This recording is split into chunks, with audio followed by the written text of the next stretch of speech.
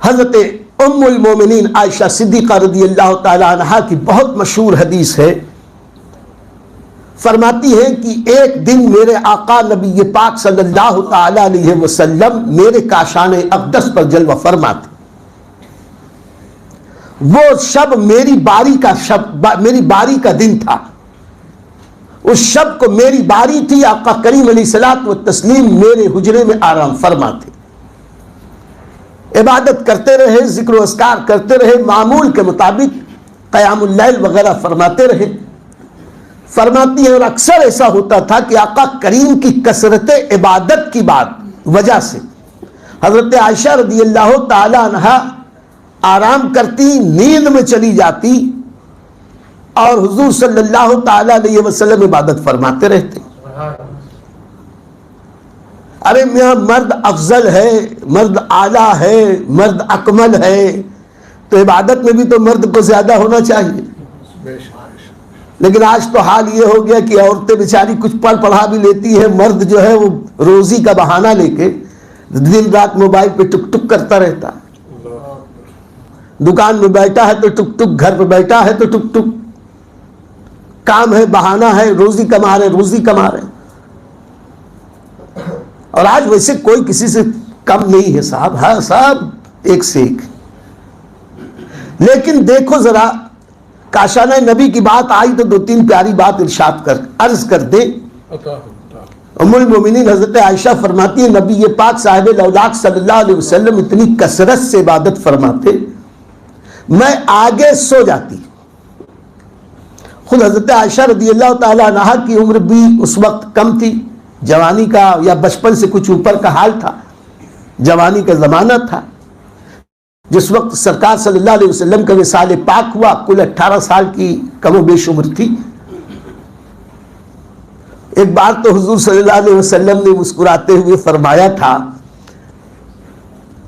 हजरत आयशा की खादिमा से कनीज से पूछा था कि आयशा कैसी है, तो उन्होंने कहा कि आयशा बहुत अच्छी है, बड़ी नेक है, परहेजगार है, बस इतना है कि कभी कभी वो आटा सान के सो जाती है, इतनी गहरी नींद कि बकरी आके आटा खा जाती है। लेकिन उस पर भी रसूल पाक सल्लल्लाहु अलैहि वसल्लम कभी डांटा नहीं करते थे। और आज तो शौहर बहादुरों का हाल बड़ा खराब है, बीवी से जरा सी कुछ हो जाए तो लठ लेके दौड़ता है साहब।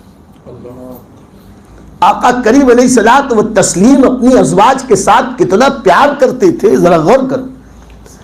खादिमा फरमा रही या रसूल अल्लाह, जवानी है, गहरी नींद है, आटा सान के सो जाती है, बकरी आती आटा खा जाती है। उस नुकसान पर भी आका करीम कभी डांटते नहीं थे। फरमाती हैं कि मैं सो जाती और गहरी नींद में बदन को आराम देने के लिए पैर फैला लेती। हुजूर अकरम सल्लल्लाहु अलैहि वसल्लम तवील क़िरात फरमाते, लंबे लंबे रुकू फरमाते। और जब सजदे का वक्त आता तो घर में इतनी कम जगह थी कि मेरा पैर सामने आता तो हुजूर सल्लल्लाहु अलैहि वसल्लम मेरे पैर को इशारा करते नमाज़ी में।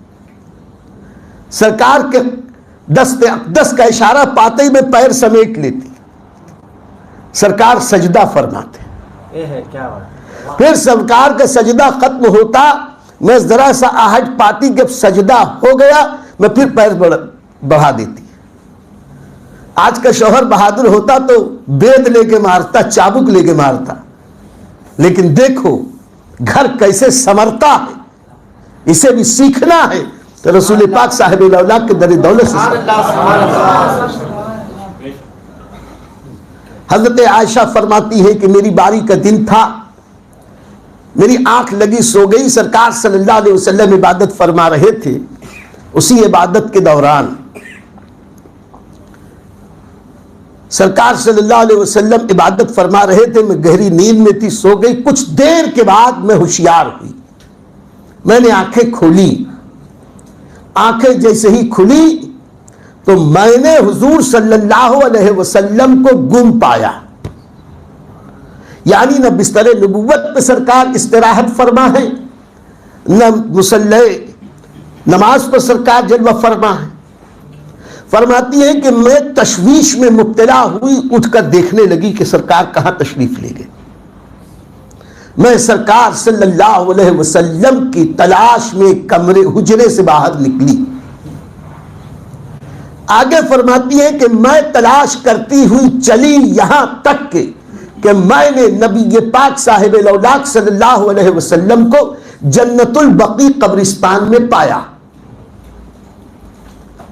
हदीस पाक का तर्जमा है जो मैं आपके सामने पेश कर रहा हूं, लेकिन जो लोग गए हैं वो जरा गौर करें, और जो नहीं गए हैं उनके लिए मेरी दुआ है, अल्लाह आज की रात के सदक़े सबको दरे रसूल पर और काबतुल्लाह की हाज़िरी नसीब फरमाए। हम सबको अल्लाह बार बार हज मबरूर की सआदत नसीब फरमाए। हुजरे रसूल पाक सल्लल्लाहु अलैहि वसल्लम या हुजरे आयशा सिद्दीक़ा वहां था जहां आज सरकार का रौज़े अनवर है। सरकार के रौज़े अनवर से लगकर लाइन से सारी अज़वाज मुतहरात के हुजरात थे। हजरत आयशा का, हजरत सौदा का, हजरत मुसलमा का, हजरत मैमूना का, हजरत हफ्सा का, रिज़वानुल्लाह ताला अन्हुन्ना का, जितने अज़वाज मुतहरात हैं लाइन से था। ये सब हुजरे आयशा से लगकर लाइन से, हुजरे आयशा के पीछे वहां तक जहां आज वो चबूतरा है जिसे लोग असहाब सुफ़ा का चबूतरा कहते हैं, फिर और उसके आगे तक। और जन्नतुल बकी जो कब्रिस्तान है वो सरकार के कदमों की तरफ से जो दरवाजा है वहां से बाहर निकलो, यहां से तकरीबन 500-700 मीटर के फासले पर जन्नतुल बकी है। मैं पूछना यह चाहता हूं कि हजरत आयशा सिद्दीक़ा को जब नबी पाक सल्लल्लाहु अलैहि वसल्लम को तलाश करना था, कह रही है कि मैं तलाश के लिए निकली यहां तक कि मैंने जन्नतुल बकी में रसूल पाक को पाया। अगर हम यहां से निकलेंगे, चार तरफ रास्ते हो, किसी को तलाश करना हो, तो हम तो यहां वहां कहीं भी जा सकते। हजरत आयशा रज़ियल्लाहु ताला अन्हा हुजरे पाक से निकली तो उनको अज़वाज के हुजरात की तरफ जाना था, उन्हें मस्जिद नबवी की तरफ जाना था। मस्जिद नबवी दूसरी तरफ, मगरिब में मस्जिद नबवी है, शिमाल में हुजरात थे, और जुनूब की तरफ कुछ आम रास्ते। इन अतराफ में हजरत आयशा नहीं गई, कहती है मैं नबी को ढूंढने चली तो जन्नतुल बकी चली गई मशरिक की तरफ। भी 500-700 फीट के 500-700 मीटर के फासले पर है वो। मैं पूछना चाहता हूं उस वक्त और भी मकानात थे, वहीं क्यों गई? ये तीन तरफ क्यों नहीं गई?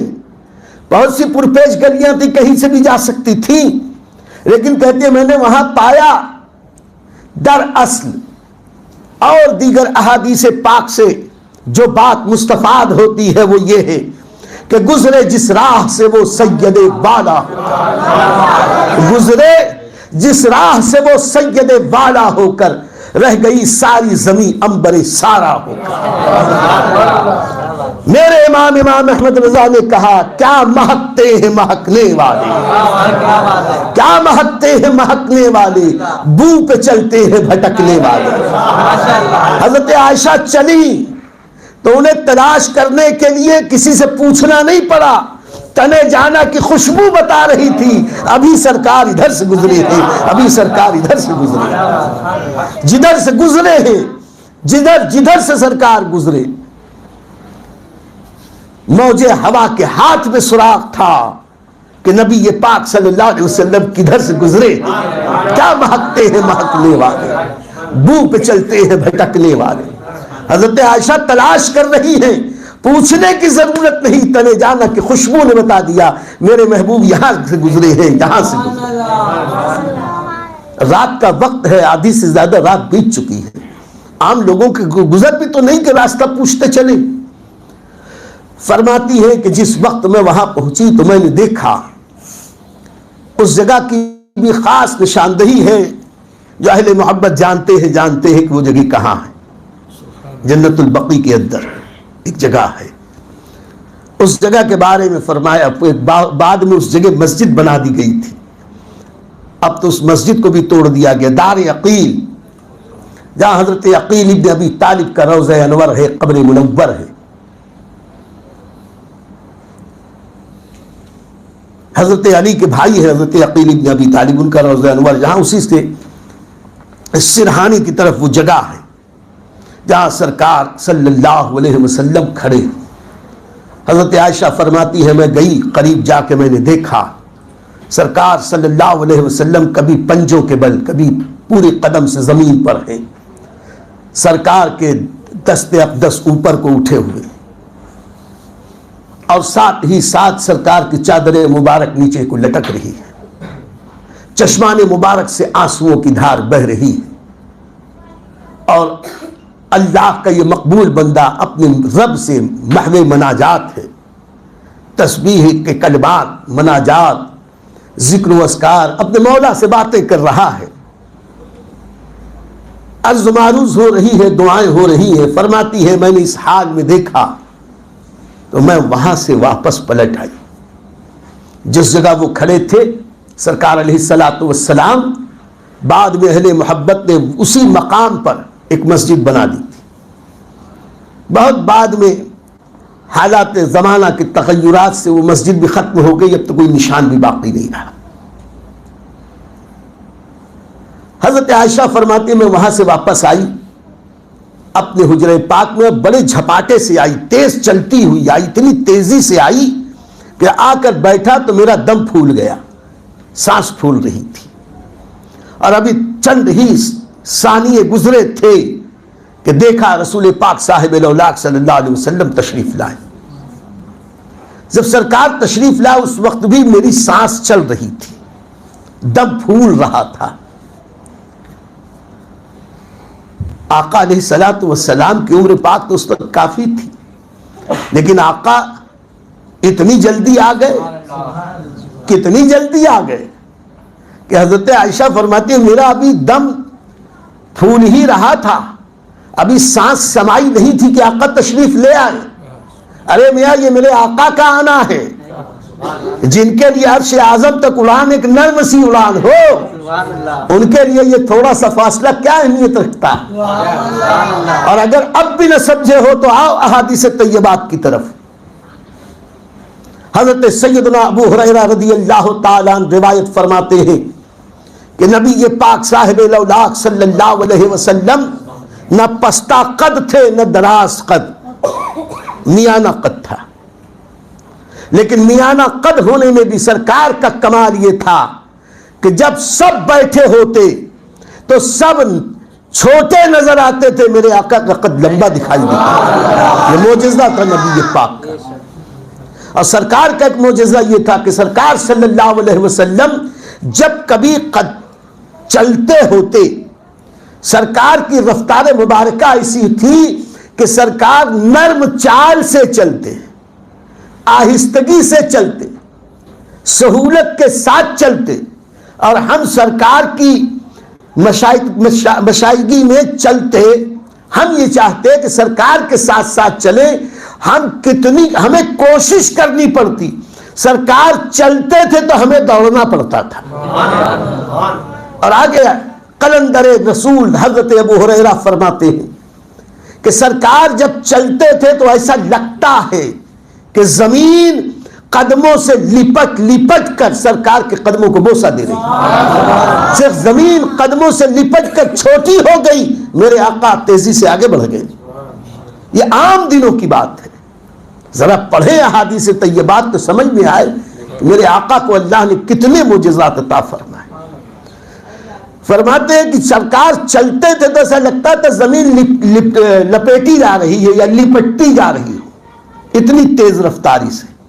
यह है हदीस कि हजरत आयशा फरमा रही, मैं तेज कदमों से आई, दौड़ती हुई आई कि दम फूल गया और अभी दम समाया नहीं था कि सरकार तशरीफ ले आए। और उनका आना वो क्या आए कि दम में दम आया। हजरत आयशा फरमाती है कि रसूल पाक साहिब औलाक सल्लल्लाहु अलैहि वसल्लम ने मुझसे इरशाद फरमाया, ऐ आयशा क्या तुम रश्क कर बैठी? क्या तुम्हें यह गुमान हुआ कि तुम्हारी बारी के दिन में तुम्हारी किसी बहन के यहां चला गया कि तुम मुझे तलाश करने निकल आई? हजरत आयशा फरमाती है कि मेरे दिल के अंदर तो कुछ रहा होगा। फरमाती है कि मैं खामोश रही, कुछ जवाब न दिया। आका अलैहिस्सलाम ने इरशाद फरमाया, ऐ आयशा सुनो, आज लैलतुन निस्फु शाबान है, आज शाबान की निस्फ शब है, यानी आज 15वें शाबान की तारीख है। आज की रात अल्लाह नुज़ूल इजलाल फरमाता है, उसकी रहमत पुकारती है बख्शिश के लिए, नजात के लिए, अता के लिए, शिफा के लिए, बारिश के लिए। आज अल्लाह अपने बंदों में बेशुमार लोगों की मग़फ़िरत फरमाता है। इसलिए मैं बक़ीउल ग़रक़द में अपने पेशरवों को जो पहले हमसे जा चुके, उनके लिए अल्लाह से रहमत की तलब करने के लिए हाजिर हुआ था, उनके लिए दुआ कर रहा था। तो पता चला कि आज की रात कब्रिस्तान में जाकर दुआएं करना ये रसूल पाक साहिब औलाद की सुन्नत है। लेकिन मेरे दोस्तों, किसी भी चीज की एक हद होनी चाहिए। सिर्फ कब्रिस्तान में जाकर दुआएं मग़फ़िरत करना सुन्नत नहीं है, उससे ज्यादा तो कसरत से इबादत करना सुन्नत है। नमाजों की कसरत, जिक्र व अस्कार की कसरत। आज लोगों को आसान मिल गया है कि शब बरात है, चलो कब्रिस्तान, चलो दरगाह, तो वो पूरी रात सफर करते रहते हैं, बस खाली फातिहा खानी ही करते रहते हैं।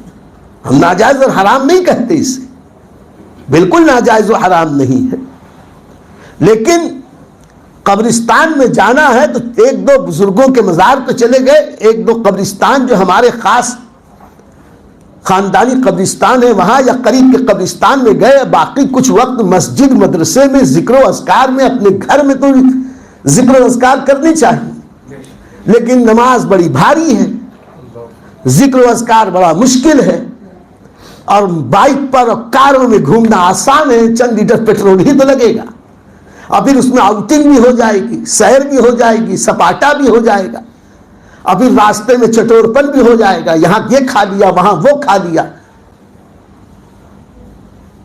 ये शब-ए-दारी की रात है। अहले ईमान के लिए शब-ए-दारी के बहुत पहले मैंने एक जुमला कहा था कि मुसलमान कौम शब-ए-दार कौम है।